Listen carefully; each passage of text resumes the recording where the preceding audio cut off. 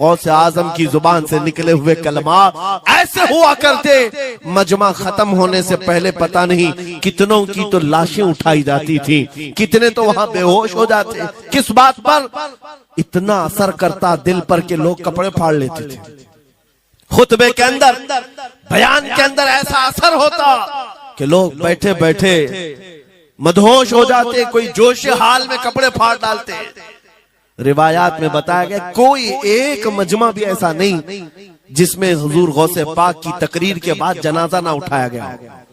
हर खिताबत के बाद, और बोलते क्या थे, हैरत की बात है मेरे अजीजों। आज बाज लोग ये कहते हैं, हम भी बहुत सारी चीजें बयान कर रहे हैं, मैं अपने लिए भी नसीहत और सारे उलमा के लिए भी कहता हूं, लोगों के पल्ले नहीं पड़ती, लोगों के कानों में नहीं जाती। ये जुमा में आते हैं, सोते रहते हैं, जब इमाम खड़ा होता है नमाज के लिए तो ये झटका लेकर के खड़े होते हैं, बयान यूं ही चला जाता है। मेरे अजीजों, दो चीजों की पाबंदी जरूरी है।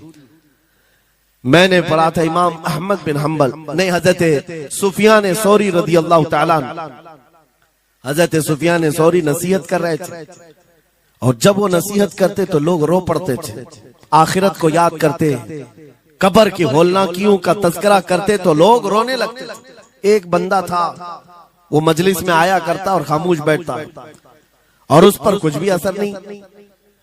एक दिन उसने पकड़ करके पूछा हजरत सुफियान से, आप जब बयान करते तो लोग धाड़े मार मार कर रोते, मुझे तो कुछ नहीं होता, मैं तो ऐसे ही बैठा रहता हूं। आपने क्या फरमाया? आपने ये नहीं फरमाया कि तू बदतमीज है, तू बदमाश है, तू बद अमल है। फरमाया दो में से एक खराबी हो सकती है, या मेरा दिल खराब होगा या तेरा दिल खराब होगा, इसलिए कि मैं बात रसूलुल्लाह की कर रहा हूं, इसमें असर तो होगा ही। दो में से कोई एक खराब होगा, ये नहीं फरमाया कि तू ही खराब। यहां पर हमारे लिए नसीहत है, बोलने वाली जुबान पाक हो और लुकमा हलाल का जाता हो, अल्लाह असर जरूर पैदा फरमाता है। सरकार गौसे पाक रदी अल्लाह ताला अन्हु मिंबर पर खड़े होकर बयान कर रहे हैं। क्या बयान कर रहे हैं? सुने। एक दिन आप हजरत अब्दुल जब्बार को बैठाए, अपने बेटे को, वो बयान करते रहे, उसके बाद उतर करके आगे कहा, अब्बा जान आप जो बयान करते हैं उसमें जो रिक्कत तारी होती है वो मेरे बयान में नहीं होती, आप बयान करें। गौसे पाक मिंबर पर खड़े हो गए, और सुनो 70,000 का मजमा है। गौसे पाक की तकरीर क्या है? डायरेक्ट शुरू फरमाते गौसे पाक, ऐ लोगों, मेरे घर में आज एक बड़ा हादसा हो गया। अपने घर का वाकया बयान कर रहे, मेरे घर में आज एक अजीब हादसा हो गया। अब्दुल जब्बार की माँ, यानी अपनी बीवी के बारे में कह रहे हैं, उनके बेटे हजरत अब्दुल जब्बार कहते हैं, अब्दुल जब्बार की माँ मेरे लिए दही मट्टी की हांडी में जमा कर रखी हुई थी, एक छीके से लटकाई हुई। गर्मियों के दिन थे, आज मेरी भी ख्वाहिश थी दही खाने की। मैं घर पहुंचा दोपहर के वक्त, दही की हांडी मेरी बीवी ने उठा करके दस्तरखान पर रखा था। मेरे पहुंचने से पहले ही एक बिल्ला आया घर में और पांव से झपटा मारा, वो दही का मटका गिर गया, टूट गया और दही पूरा जमीन पर बह गया। न माँ खा सका न मेरी बीवी खा सकी। इतना बयान करना था कि लोग धाड़े मारकर रोने लग गए, कपड़े फाड़ने लग गए, लोगों के अंदर जोश हाल से कैफियत बदल गई। मेरे अजीजों, कोई अपने घर का वाकया बयान कर रहा हो कि दही की हांडी फट गई, दही बह गया, इसमें कौन सी ऐसी बात है रोने की? ये हमारे और तुम्हारे लिए हो सकता है। गौसे आजम का मजमा भी अहले दिल का हुआ करता था, वो बसीरत वाले लोग बैठते थे। गौसे पाक क्या बयान कर रहे थे? गौसे पाक के बयान का मतलब ये नहीं है कि अब्दुल उनकी बीवी दही की हांडी जमाई थी और उनके लिए खाने का इंतजार कर रही थी।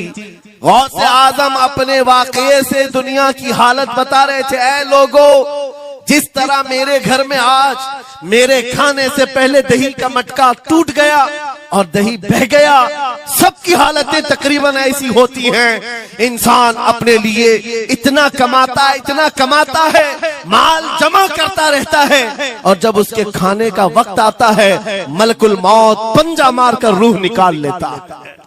और सारा माल उसका धरा का धरा रह जाता है, ना वो चख पाता है ना खा पाता है।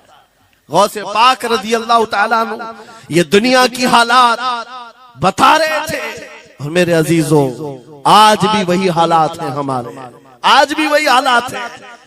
हमने कमाने के लिए अपनी सेहत गंवा दी, रात नहीं देखा, दिन नहीं देखा, दौड़ते रहे माल हासिल करने के लिए। इतना जमा कर लूं, इतना जमा कर लूं, इतना जमा कर लिया, जब तक तो सेहत बिगड़ गई, शुगर भी आ गई, बीपी भी आ गई, और ऐसी बीमारियां लग गई कि आप इनको ठीक करने के लिए जितना जमा किया था खर्चा करते रहो। शेख सादी रहमतुल्लाह अलैह फरमाते हैं, ये दो कामों में तो इंसान की पूरी जिंदगी खत्म होती है। पहले कमाने के लिए सेहत गंवाता है और फिर सेहत बचाने के लिए माल गंवाता है। ये दो चीजों में गौसे पाक रज़ी अल्लाह ताला अन्हु की नसीहत यही थी कि इतना जमा कर ले जाते हो, इतना जमा करते हो कि फिर जब खाने का वक्त आता है तो मियाँ ऐसे हालात होते हैं कि नमक भी नहीं खा पाते, शक्कर भी नहीं खा पाते। दूसरी बातें तो छोड़ो, शुगर वाले शक्कर नहीं चख पाते, बीपी वाले नमक नहीं चख पाते।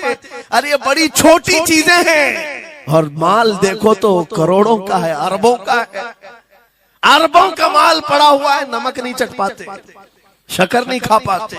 किसके लिए जमा किया था?